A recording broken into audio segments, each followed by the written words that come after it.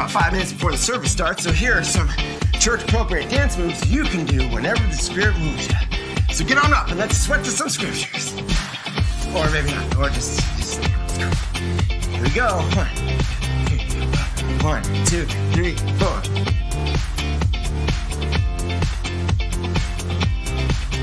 Make sure it's on the face. See it on the face. Yeah. Bring it together. Here we go.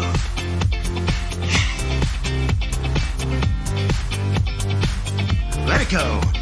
You take the stone, you let it go. You're unhindered by armor. Let that elbow sway. Elbow, elbow, elbow, elbow, elbow. Okay. One of my personal favorites. Resurrection. You gotta get down to get back. Yeah. Keep working it, guys. Keep working it. You're doing great. I'm doing great. I'm getting a little tired.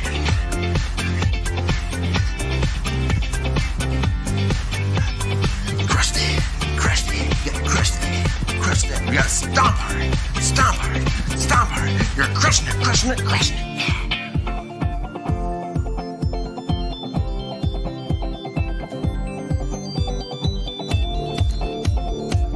Okay, good break there, good break. Good job, guys. Here we go, ready?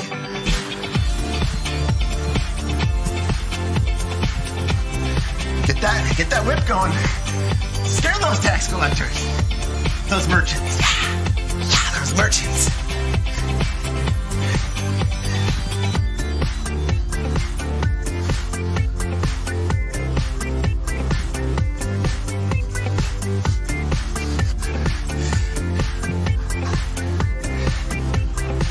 Make sure you look afraid. And this is salt. You look back and salt, salt, salt.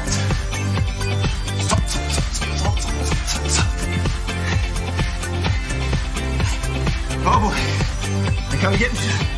You're doing great, everybody.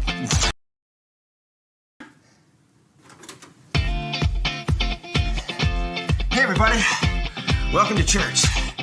We got about 5 minutes before the service starts, so here are some church-appropriate dance moves you can do whenever the Spirit moves you. So get on up and let's sweat to some scriptures. Or maybe not, or just let's go. Here we go. 1, 2, 3, 4.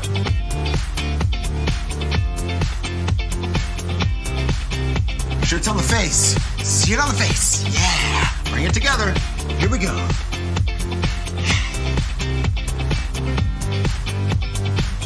Let it go.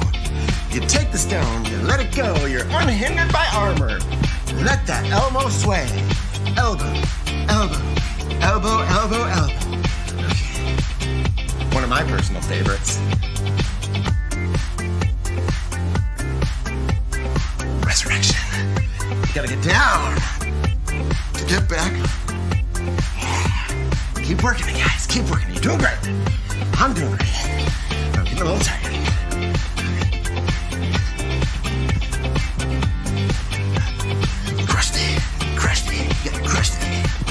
We gotta stomp hard, stomp hard, stomp hard. You're crushing it, crushing it, crushing it.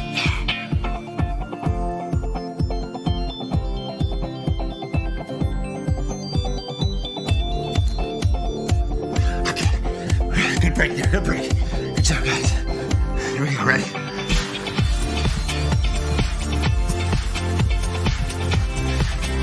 Get that whip going.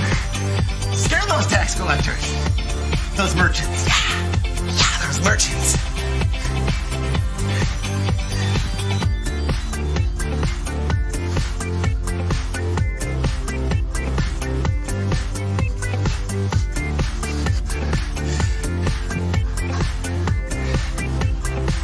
Make sure you look afraid. And this is salt. You look back and salt, salt, salt.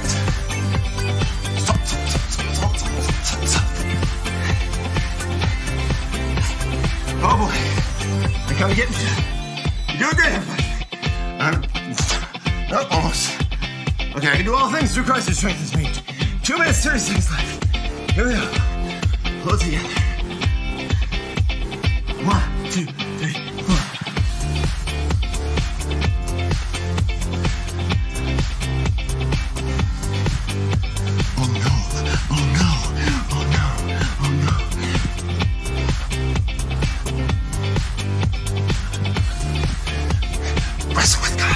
wrestle with God. Wrestle. Wrestle with God, and He hits your hip. You'll walk like this for the rest of your life. But that's okay, because you got His blessing. 2 minutes left. No longer. I go for the bucket. No! I'm not gonna puke. Okay. Sharp the knife. Ride the horse up the mountain with the knife. Put your boy in the back. Hoist it up. No! Hoist it up. Abraham, no! Hoist it up. Abraham, no! 130 guys. We can do this.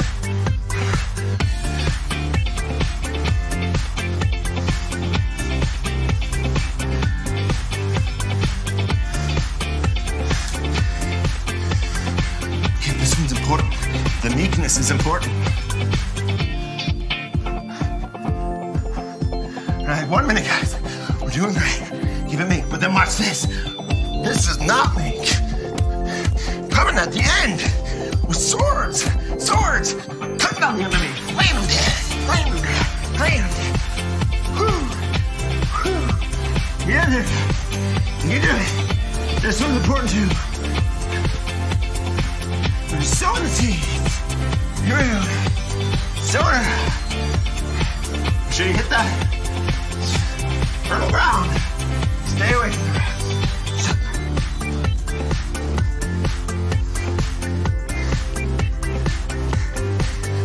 Watch your back. No, God's got it for you. Watch your back. No, God's got it for you.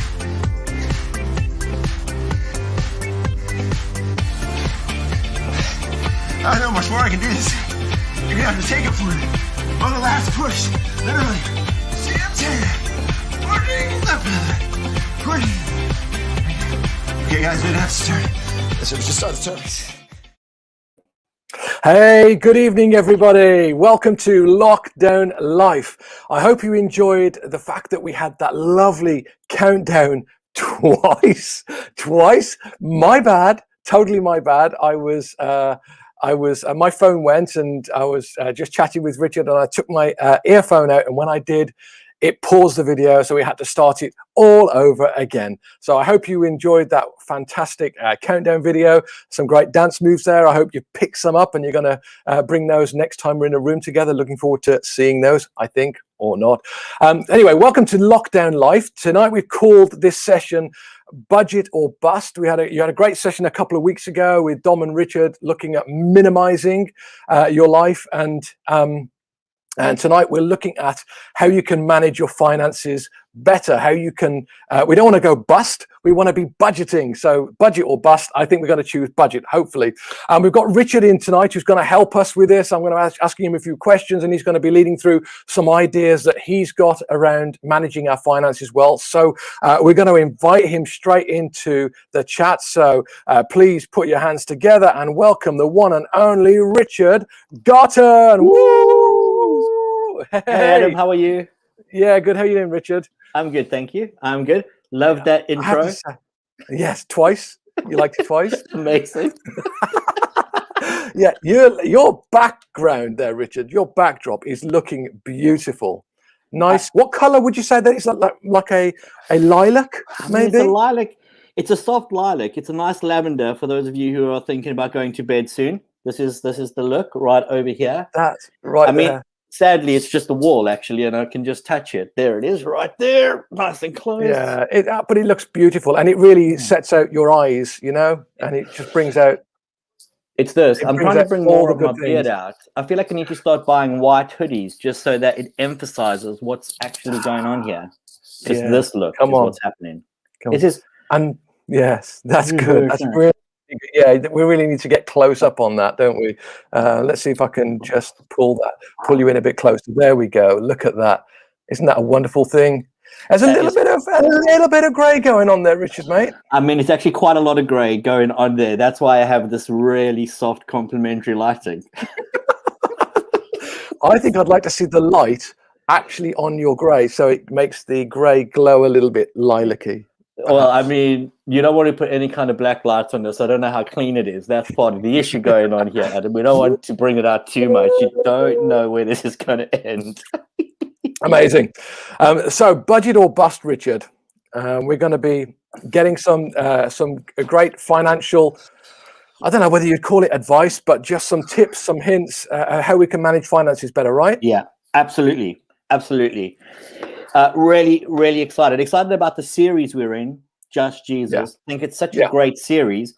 And also, I think what's really interesting about it is how money is so closely tied to our walk in relationship with Jesus. And I think it's more closely tied than we actually think it is. Yeah. And oftentimes we can just think, oh, money is just a practical thing and we need to get it sorted out. But actually, it's a deeply spiritual thing that we need to get a handle on as well. I'm guessing you're going to go a little bit more into that in a little while, because that's intriguing. Because lockdown life is, people have come on expecting practical help, but you're saying actually this is actually just a continuation of our Just Jesus season, right? Absolutely. And I think that in this area we have to unpack it a bit. But also, if you've got questions, we'd love to hear your questions. Shove them into the chat so that hopefully we can get into that. And if we can't answer them, I don't really know who should be. But Adam, I wanted to say off the bat, I mean, I don't know who should answer them if we can't, because obviously we're amazing and we'll be able to. Obviously. I just wanted to say off the bat as well, you guys are great with your finances. So I feel like it could be a really interesting discussion that we have tonight. Yeah, well, I hope so. I mean, we've learned a few lessons in our 20 or so years of life.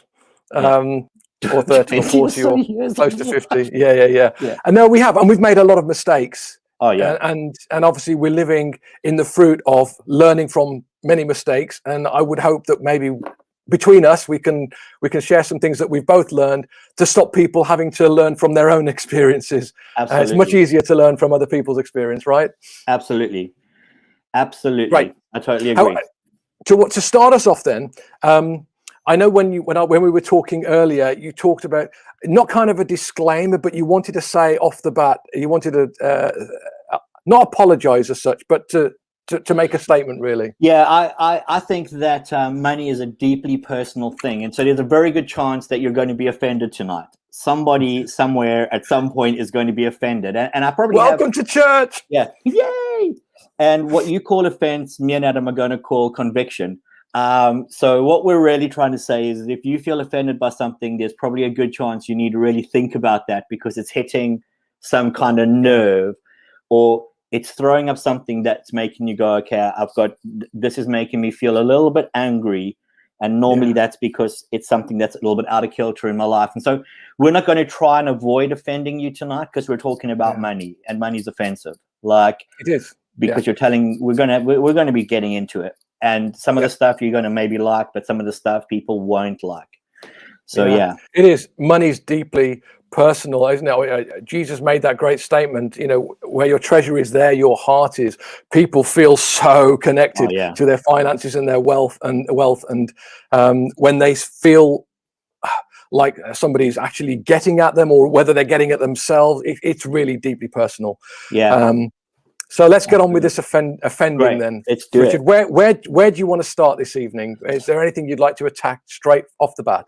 Off the bat, I wanted to start at the point of going, the whole purpose of getting our money in line is so that we can be generous. I think there is a deeply spiritual desire that God has. I mean, all desire God has is spiritual, but something where he's wanting his people to be able to be generous. I think it's one of the most practical expressions of us being Christian that we can do. Yeah. And if that's the end point, there are a few things we have to bring into alignment with that. The first thing is we can only be generous with our own money. Okay. And I say you're going to need to explain that a bit. Go on. Yeah, I say that because I think a lot of times we find it really easy to be generous, but we actually owe so much to so many people. We're being generous with their money, not our money. One of the things about debt is debt means that actually everything we have isn't our own. It belongs to someone else. Yeah. I was reading that section in Mark where the Pharisees tried to catch Jesus out by kind of going, must we pay our taxes to Caesar? Like, is this something we should do?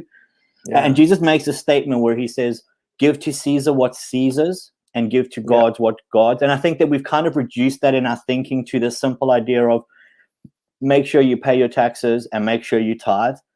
Yeah. But actually, I think it goes beyond that. I think Jesus Yeah. is going, you need to give to those that you owe what you Yeah. owe, Yeah. but you also need to be able to give, not just in tithe, but how God wants you to give. Because when we're being generous, it's not just us doing a nice thing. I really think it's God going, I'm moving you to do this on my behalf. And I think that is one of the issues with debt, is it means we're being generous with someone else's money, and we're not being generous with our own money. And when God says, hey, Richard, be generous, he's meaning be generous with what I have, not with yours that I have. Yeah. So when you're talking about being generous, are you just talking about, okay, well, you're passing a homeless guy and you buy a big issue, or you I don't know, get a cup of coffee for your mate?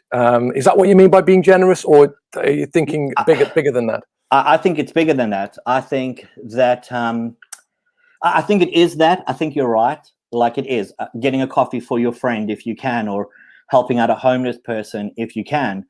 But I think it reaches a place where the people of God, if they were not living so much in debt, could actually begin to make some really dramatic impact into the world.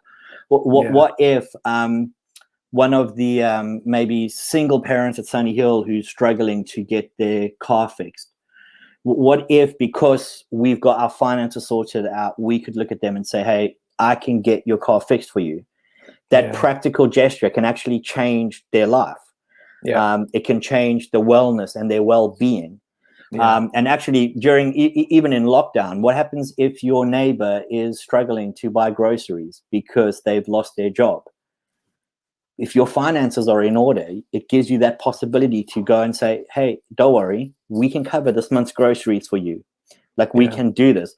And that act of generosity, but for me, it only comes when we've got our money in order, when we've got control of our money. And so I think generosity is big. I also think it means that we can go above and beyond. It's not just a question of, God, how much do you want me to give? And I'm going to try my best, but actually becomes the question of, okay, God, I know you're asking me to give this much. Do you know what?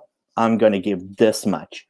And I think that can be into church, that can be into project, that can be into things that God is doing. It could be to support other people. Like, across the board, I think generosity really just reflects the heart of God.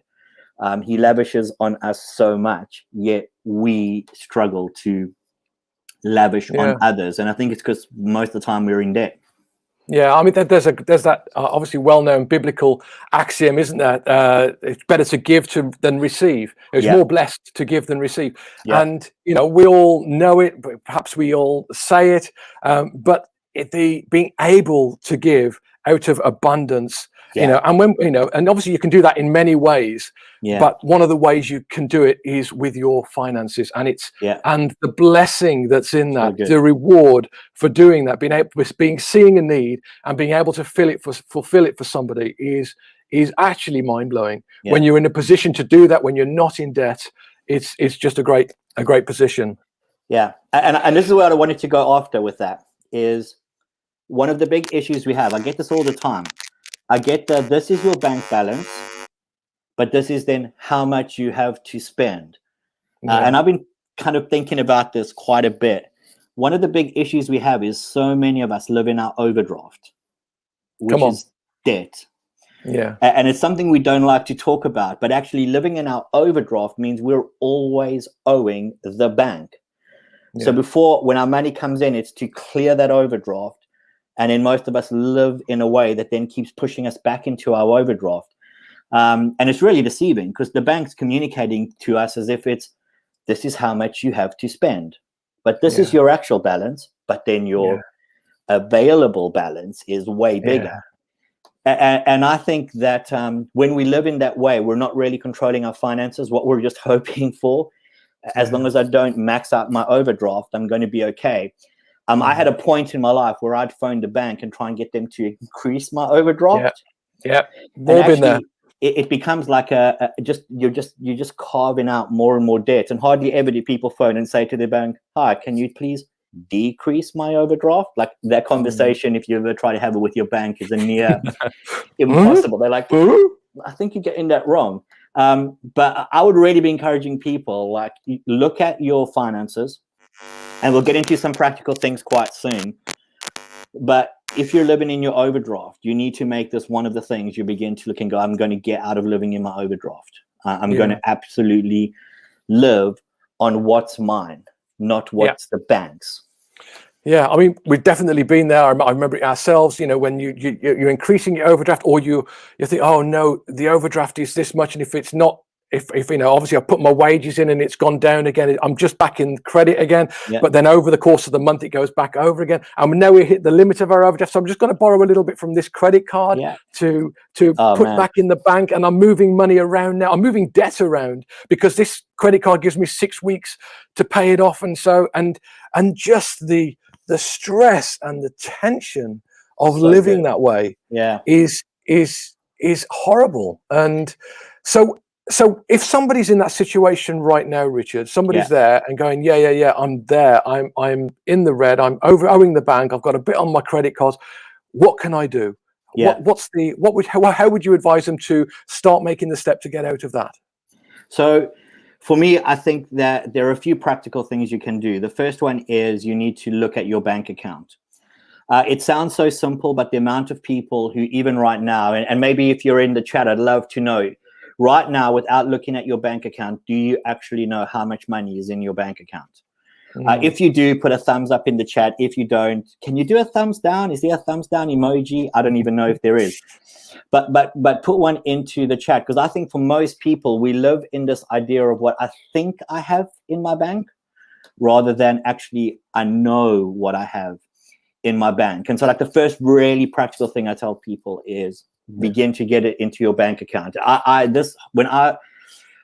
When I began to go, I really need to get a handle on my money. This for me was probably one of the worst steps, because there is nothing more demoralizing than opening up your bank account, getting your bank statements, and just going, oh my word, what is happening here? What am I doing? And what's even worse than that is having to do that if you're married with your spouse, or like if you've got a partner with your partner. That is the worst one, especially when they're looking and going, what are you doing here? Where has it gone? Yeah. what? Because I think that, but having a look at your bank account every day keeps you on top of knowing where your money is, what your money is doing, and how much money you have. And I think that actually begins to affect some of the spending habits. The second one is the simplest maths equation I know to help people with their budgeting, and it's something that I use, which is simply this: if what's coming in is more than what's going out, you're okay. But if what's coming in is less than what's going out, you are not okay. It's also a really good measure for bowel movement. No, just joking. That's just a little joke on the side. I think most of the time thumbs down, but today thumbs up. Hey, good job, Dom. That's amazing. We have to begin to get control of our spending. We have to be spending less than what we're making. This lets us be generous. You don't have to be good at maths to do this. You don't have to be a financial wizard. You don't have to know how to play the stock market. All that you have to understand is, when I have more money coming in than going out, I have stuff that I can give away. I can be generous. If I don't, I'm going to end up in debt. And it's that simple. Yeah. For me, it's not complicated. And actually, simplifying it to this point really helped me. So a little bit of my journey. My parents are terrible with money, like absolutely terrible with money. And so I grew up not knowing how to handle my money. My parents would, what they wanted, they bought until they had no money left, and then they would borrow more to buy more. So I wasn't poor. I never grew up in a poor family, but we never had anything because my parents are that bad with money.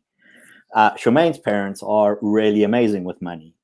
Maybe amazing to a point where they would rather hoard money than actually use the money they have.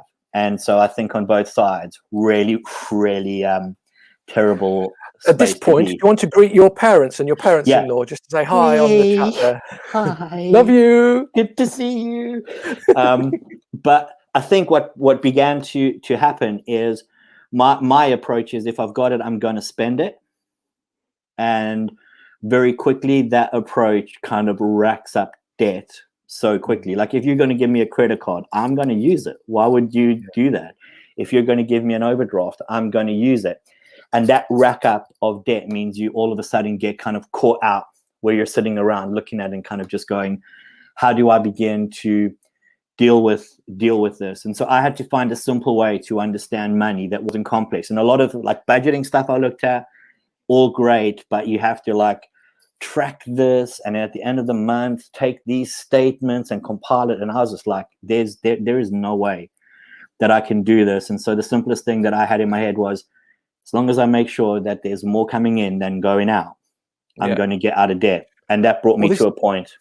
Yeah, this is a great question, Richard, and I wanted to ask you this. When you've got two people, particularly in a marriage, who approach money differently, how do you move beyond that?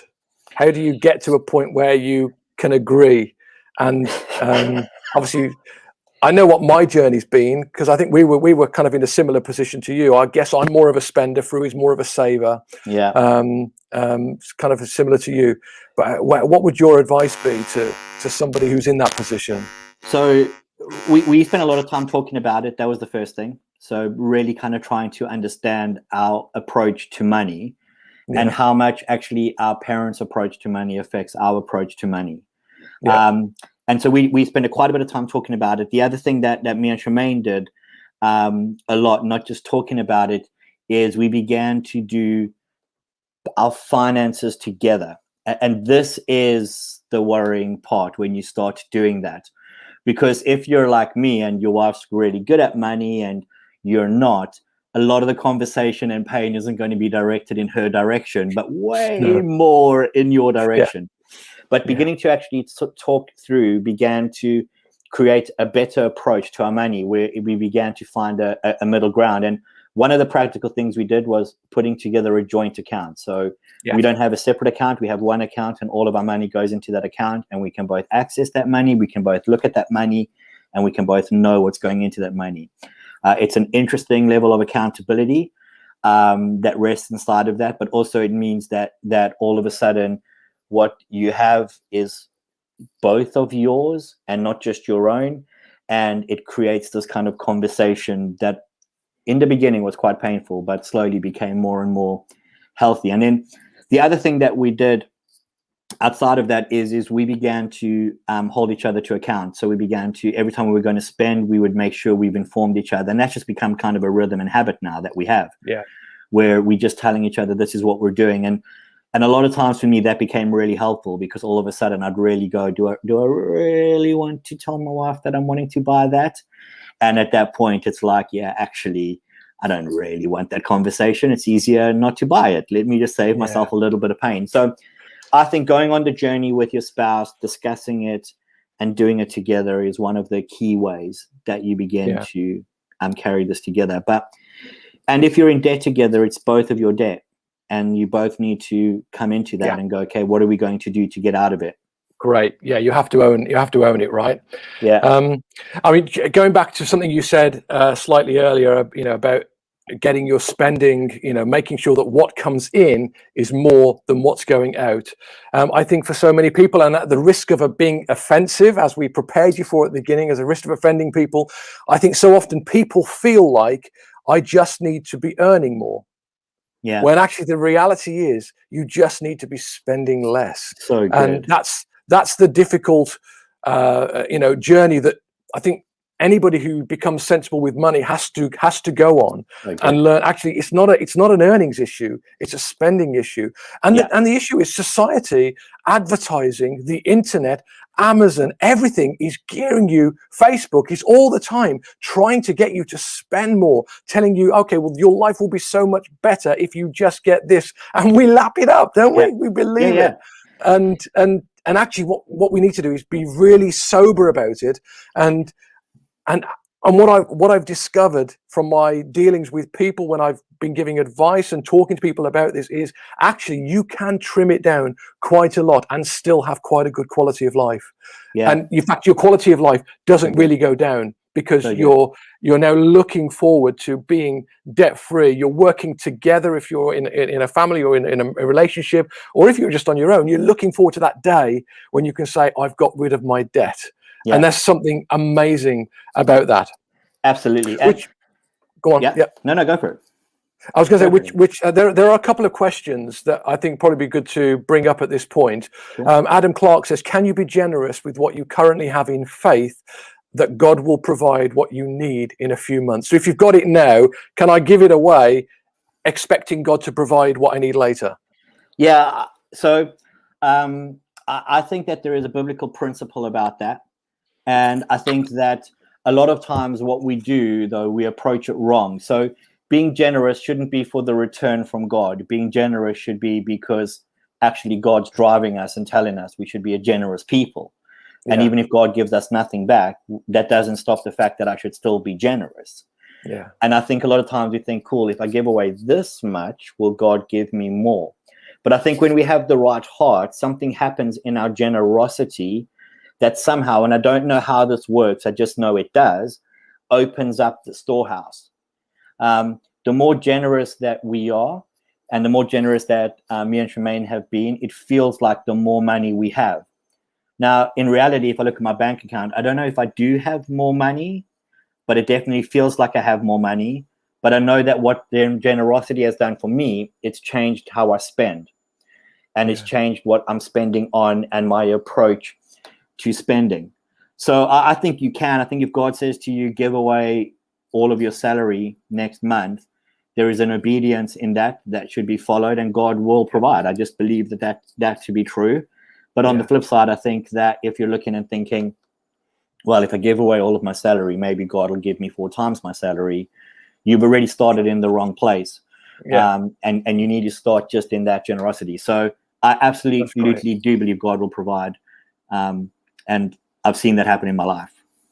Great. You've talked a little bit about debt and about how, savings, good, debt, bad. Yes. Okay. So let's talk about mortgage, because, this always comes up in these conversations. What about, is my mortgage evil then? Should I not be having a mortgage to buying a house? Obviously, the word mortgage, I think it actually means death grip. Yes. Yeah, it does. Mortgage means death grip. So why are we doing it? It's a great question, and I don't have an easy answer. I have a mortgage, so that's a reality. And how I like to frame it to make myself feel better is a mortgage is an inevitable kind of debt. It's unavoidable in the world we live in. If you're buying a property, you're going to normally end up with a mortgage, and it's different to what the world was like 40 or 50 years ago. Like, the world has changed, and so. If you said to, if we could go back to our great grandparents and say, you'll never guess how much houses are going to cost, in 30 or 40 years time, I honestly think that they would look and go, that is ridiculous. But on the flip side of that is, I think that if you're good at managing your money and you can get your spending under control, this shouldn't negate you having a mortgage. A lot of times, though, people go, I can't get a mortgage because I can't save up enough to get a mortgage. And I think that there is some truth in that. But for quite a few people, I think actually if you change your spending, you could end up being able to achieve this. But it is a hard one. It's a hard one. And normally when I'm talking about debt, I'm separating that out. It's kind of like debt is bad, and I get that you're going to have a mortgage. On the flip side of that is you can get rid of your mortgage really quickly. I know you guys have done that. Yeah. And you guys got rid of your mortgage, and it's a game changer. Like, that's a proper game changer. It is. When you don't have any more mortgage repayments. It meant that when, obviously, we were living in Southeast London at the time, but when we got the call, when God called us to move to plant the Sunny Hill Ferndown campus, because we didn't have a mortgage, we were in a position, and we had savings, and we were able to go, God's called us. We're in a position to do it. Had we been in debt, had we been more, obviously, I'd want to say that we would have the faith to obey God, but maybe God wouldn't have been able to call us. But it was funny. My wife's dad was a kind of a big deal in legal and general finance. And actually, it was very close when I first met Fru and we got married. One of the things he said, the best way you can save money is to pay off your mortgage quicker.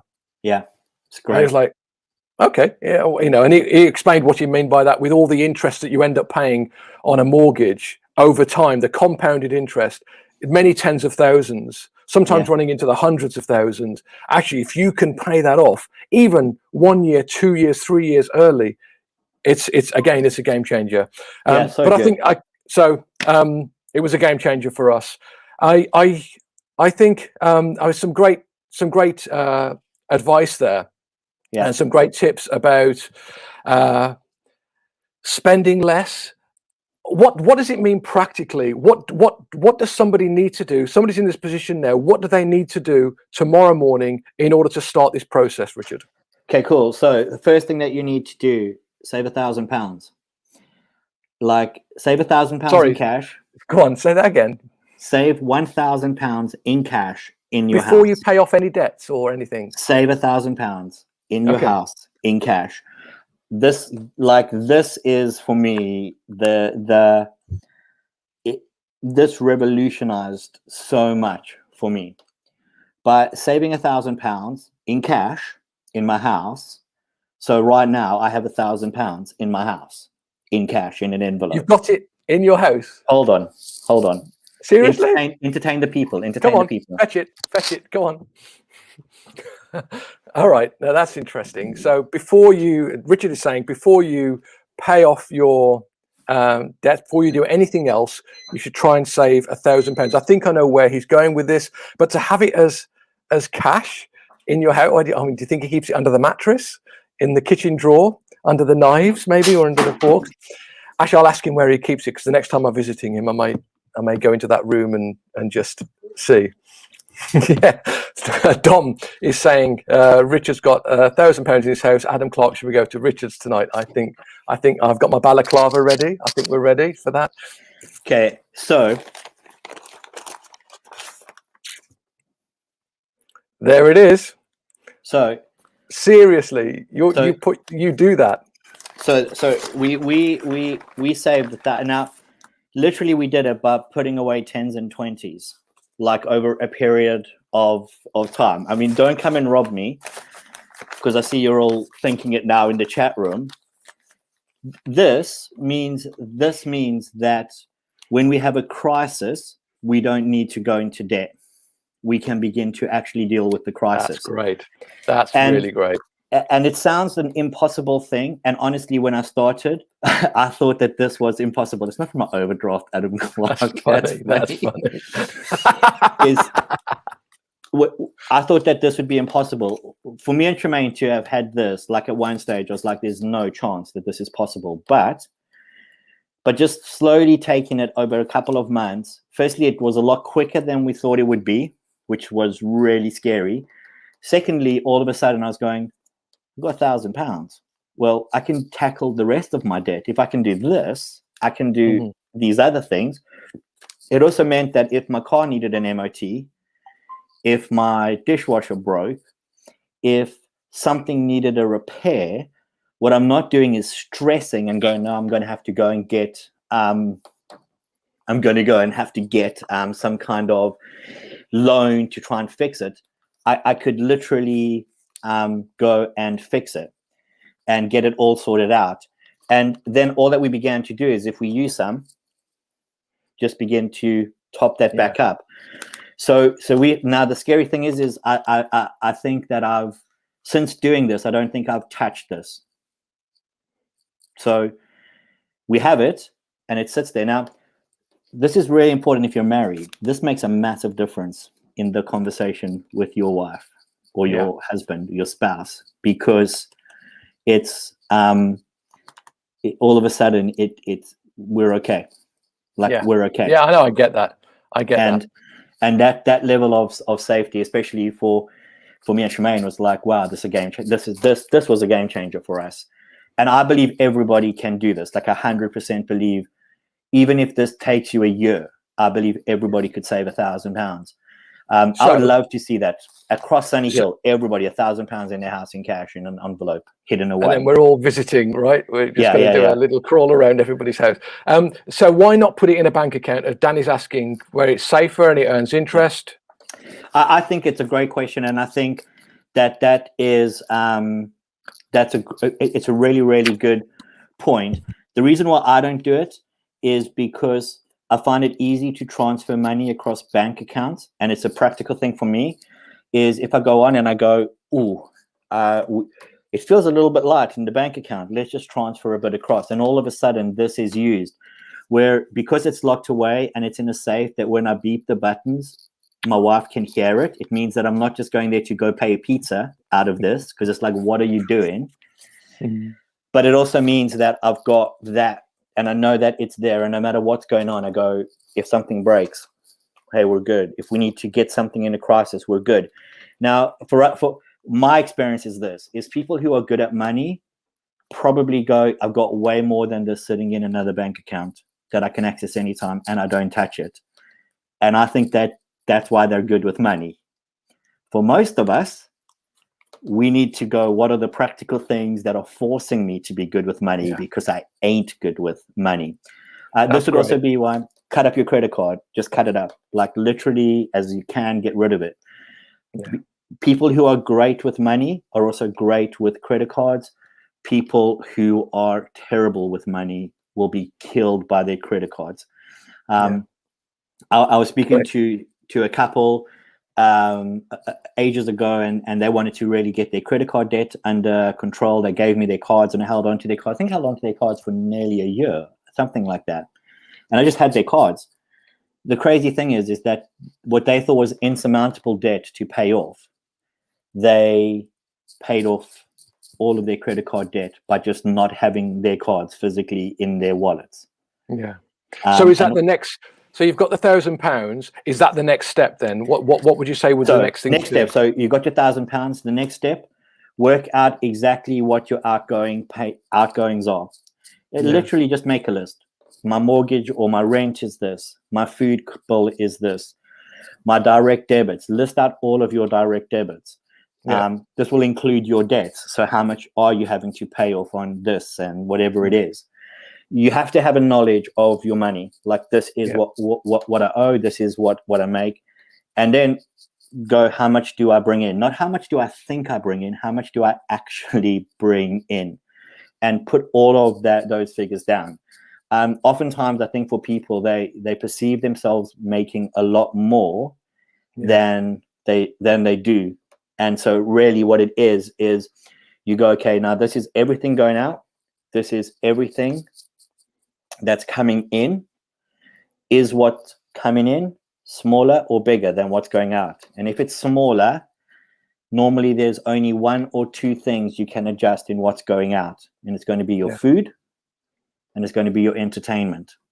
Yeah. Outside of that, and now people look and go, but what about my TV? Well, if you've got more going out than coming in, hey, you're going to have to make sacrifices somewhere to change this equation, especially if you want to begin to go, I want to live a life that's generous. I want to be debt free.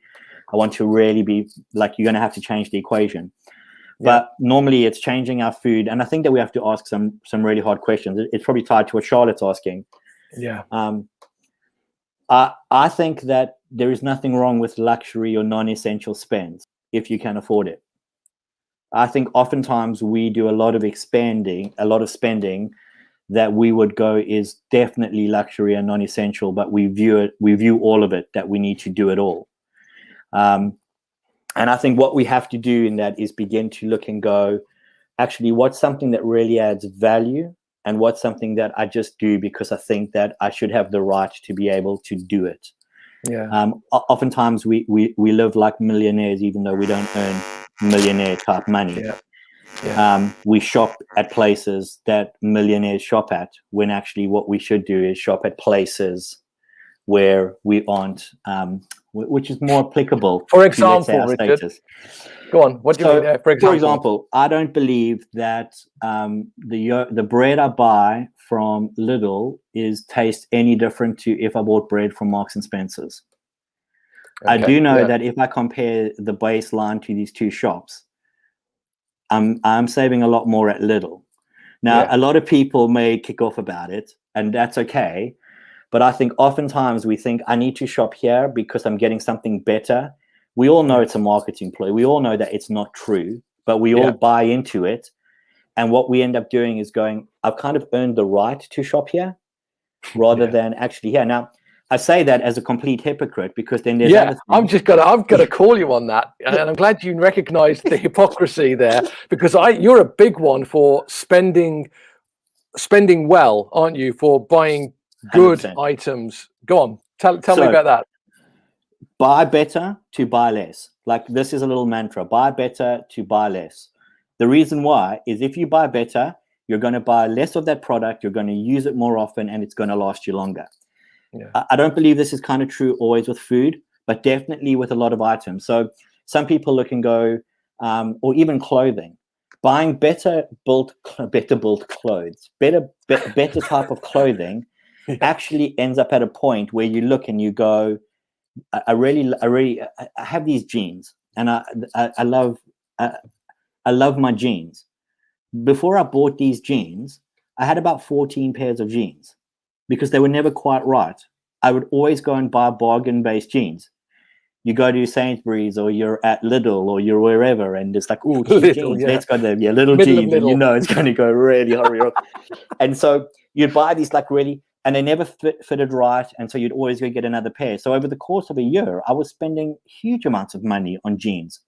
So when me and Shemaine were decluttering, one of the things we did was we began to look at this and began to go, actually, let's just go buy 2 pairs of really decent jeans. Now, they cost us a lot more than my other jeans did, but I haven't bought jeans in 3 years since making that decision. And I've worn them every day, 2 pairs of jeans for 3 years, and I love them. And when I buy jeans again, I'm literally going to do the same thing because I've spent less on jeans in the long run, even though in the short term I've done more. And so buying better helps me to buy less. Also because I really want to use it. Like if I have something that feels better in my hand, that I'm excited to use, that I really value, and I'll buy good coffee. I'll rather spend more money on coffee than buy cheap coffee. But there's other things where I look and I go, overall, not every item that I have can I make that decision on. I have to look at some things and go, actually, I just choose to do this because my cheap pasta that I'm buying, that's non-branded, is pretty much pasta, and it tastes just like the expensive pasta, but I know I'm saving £1 a packet. Yeah, I know we're going to kind of be coming to the end of discussion pretty soon. But I think I kind of hear what you're saying, and it's, budgeting is so important for us, spending well. And I also think, when you start to expect that when those luxury items become something that you expect, they start to lose their joy. Whereas when you do it, sometimes you go to Marks and Spencer's because you're going to have a treat, and it becomes a treat. It becomes a trip out. I know in our family, we like things. We like trips out. But what we've said is we don't mind spending money on memories. So we invest in memories with our kids. So rather than buying coffee from Costa every day, which I know some people do, and spend 2 or 3 coffee, we just don't do that. But we save up, and when we've got enough Tesco vouchers, we'll go out for a meal with the family. When you've got a family as big as mine, you need a lot of Tesco vouchers. 19 of you. But it becomes a treat, and you treat it as a blessing from God, and you thank God for that Marks and Spencer's meal, or for that delicious coffee, or for that meal out. And I think this is where it comes down to budgeting. There's nothing wrong with getting essential items, but put them in the budget. The coffee that you like, Richard, it's just got to be in your budget. If you can afford it in your budget, that's great. And maybe you have to snip off somewhere else, right? I think it's so good. I think that's exactly right. I think when you look at it, you go, if I can afford it, I stick it in. Like if it's in the budget, I know I can afford it, because as long as what's coming in is more than what's going out, I'm okay. The minute it's the other way around, we in the beginning had to sit and literally look through it and go, okay, where can we begin to cut costs to begin to save? And we follow Dave Ramsey suggests this thing for those of you who are in debt. It's really helpful. Start with your smallest debt and get rid of it. Go from smallest to bigger. So keep paying your minimum repayments on all of your debt, but get rid of the smallest one. And then take the money you were paying on the smallest one and put that along with the minimum repayment of your next one. And then take the money you were paying on the next one and along with the minute repayment on the bigger one. Yeah. And you snowball your debt from small to big and absolutely gets rid of it in a long run. Yeah. Great question, Charlotte. What if you disagree with your partner about what is a reasonable spend? Can I just bring something into that? Go for it.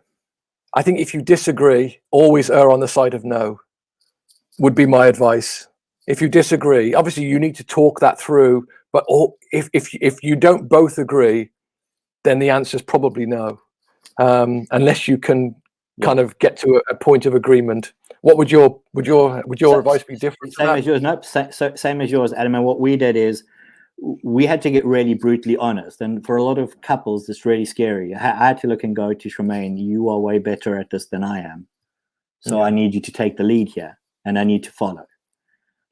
Because what I think is a reasonable spend isn't a reasonable spend. And I realize that now, but at the time, getting like 48 different types of technology pieces was not a reasonable spend in any way. And so I had to get really okay, that's cool. No, if you say it's not a reasonable spend, it's not a reasonable spend. And that also opened up the conversation to go, actually, we can do a little bit of spending here. We've got the money to be able to do that. We don't need to just hoard everything we have. And so it helped with that, but I totally agree. What about if they came back, but we can afford it? What do you think about that? If you can afford it? I think that is the worst way to run your money. Can I afford this? It shouldn't be, can I afford it? That's irrelevant. Even if you can afford it, doesn't mean you should do it. What you've got to do is go, should I do this? Is this thing going to actually add any value to my life? Is this going to be good for me? Is there any other way I can use this money? Can I be generous with it? People who it's the wrong question. Can I afford it is just the wrong question, because all that you're going to do is zero your bank account all the time. Yeah, that's great. Dom's asked this question. He's asked it twice now. He really wants an answer to this question.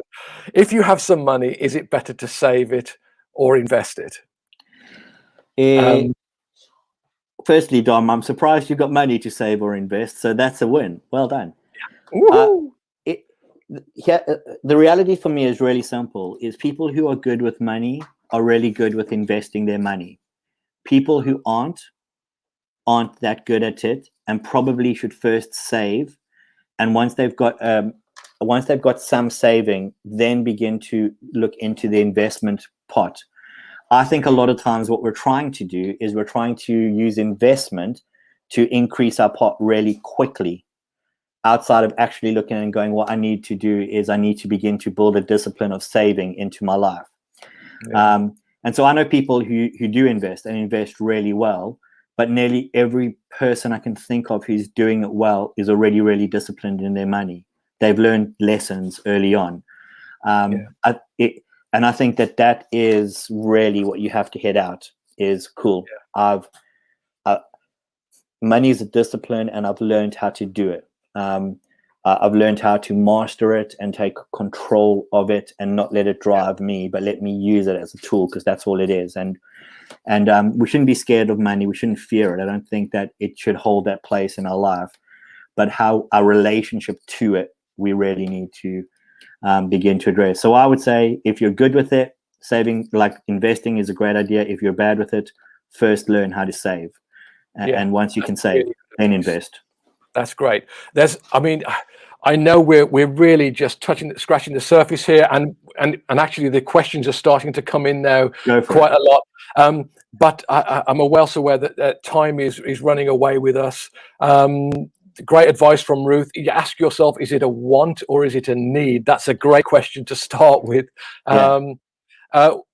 You've mentioned Dave Ramsey. Yes.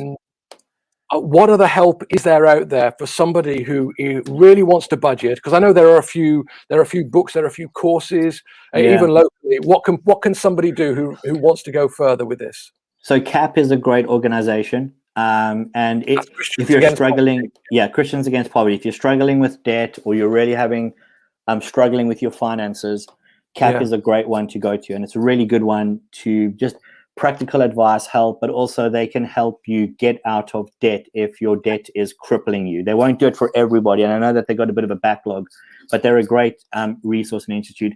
If you're wanting to find out more, Dave Ramsey's got a great book. It's called Financial Peace? Is it? Yeah, Financial Peace Financial Peace. Is the course that he runs, yeah. Yes, and he's got a book along with it, and it's really insightful. I found Dave Ramsey to be one of the most helpful things I've read on money, because it's really practical and it's really in your face. He really is just like, here it is, go with it, and that was really, really helpful.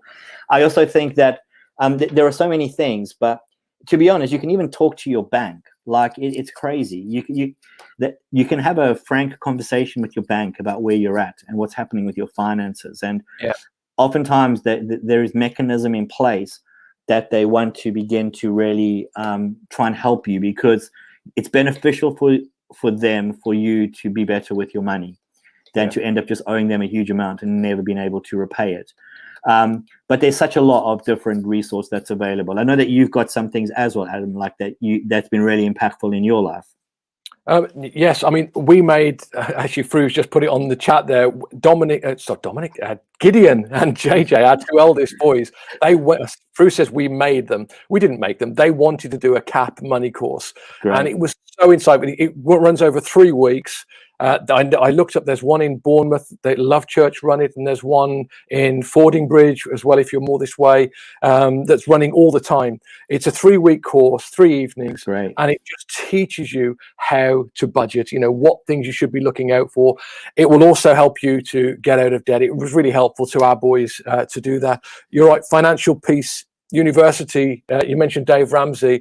If you look on any of the mega churches in the United States, they all do that course. They all promote Dave Ramsey's way of getting out of debt. And if they run a getting out of debt course, it's always based around Dave Ramsey's Financial Peace. So that's definitely what to look at. Somebody has mentioned, Carrie Scampton said, in Australia we have The Barefoot Investor, very popular books, blogs, etc. I don't know that, but I think at the end of the day, it's quite a simple message that makes a profound difference, but it's not easy. And the simple message is, look at what's coming in, spend less than that.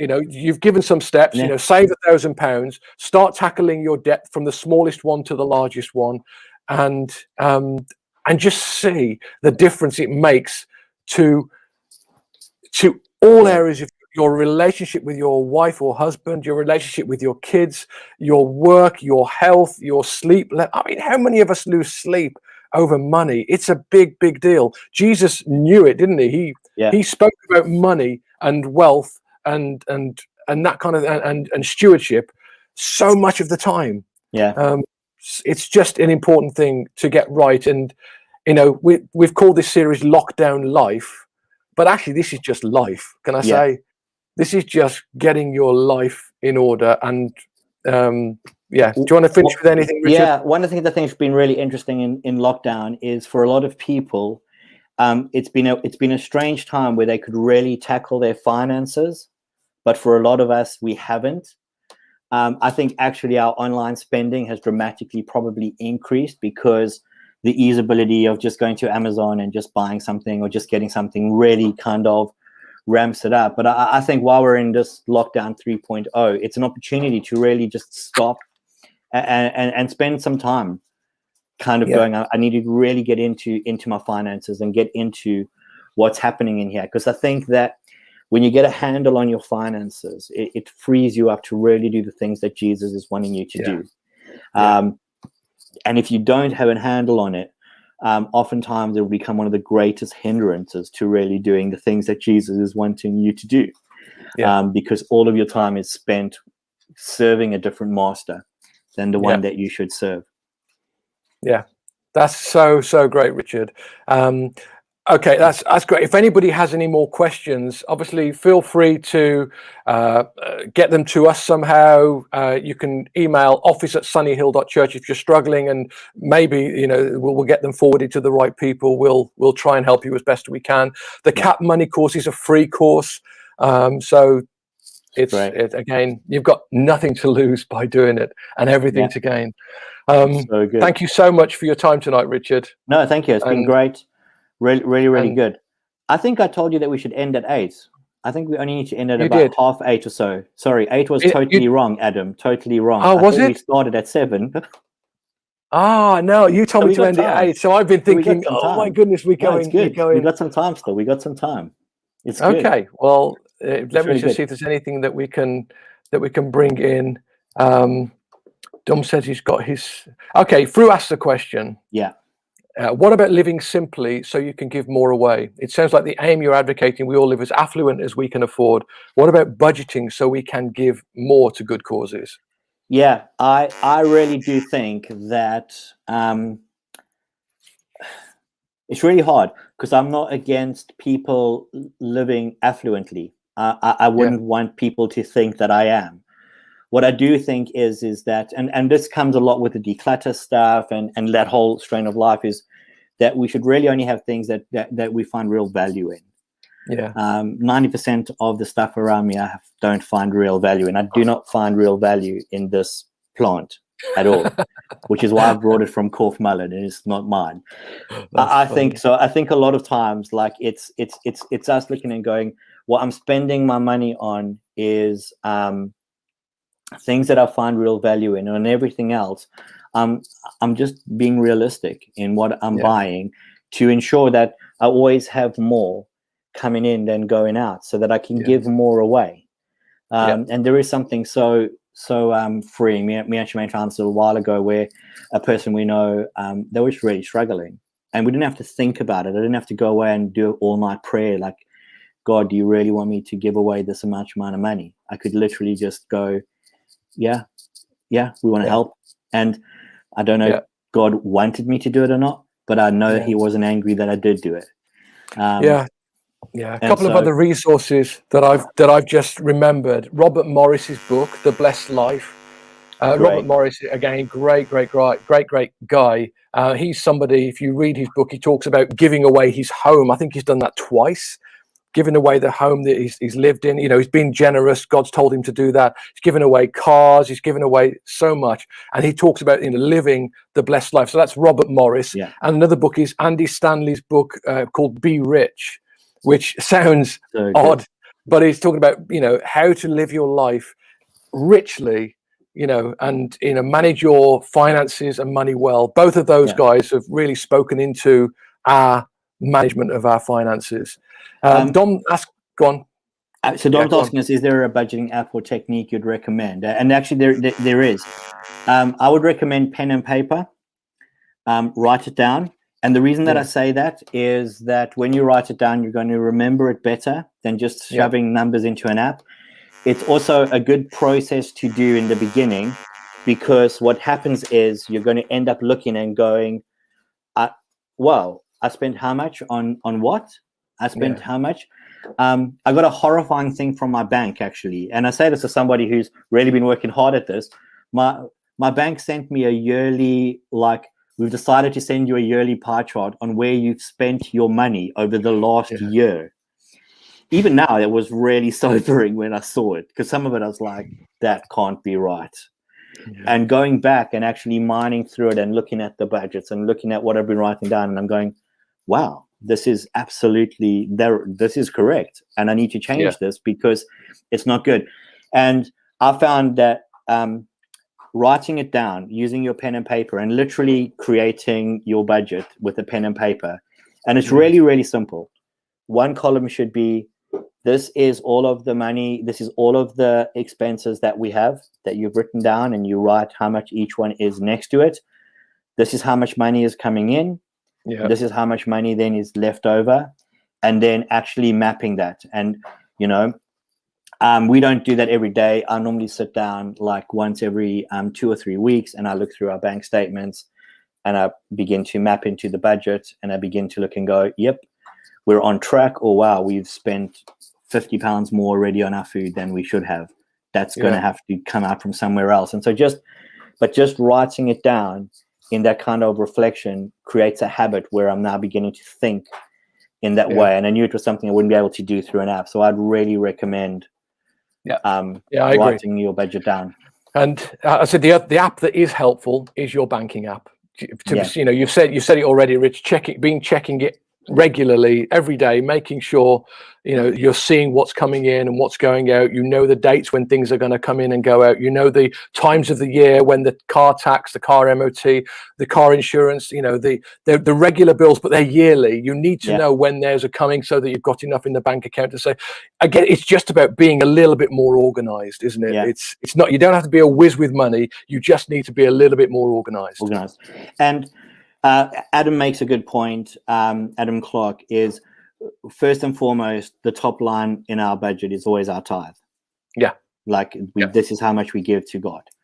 I would be a strong advocate of 10% as a starting point. This is before we're being generous. It's just what God is wanting us to give.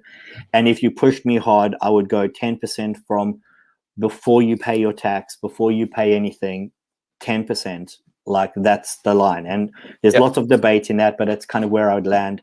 And I think that there is a spiritual discipline in actually tithing first and foremost, that it somehow brings into a spiritual alignment through the tithes, us being able to start to address our finances.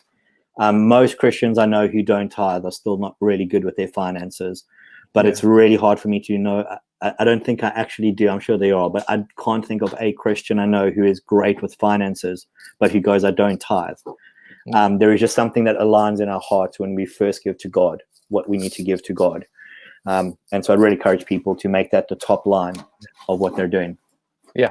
So one final thing then, just on that particular note, a little bit of alliteration here. The 4 Ps, that this is how we, Fru and I, do it, is for our generosity, we want it to be planned.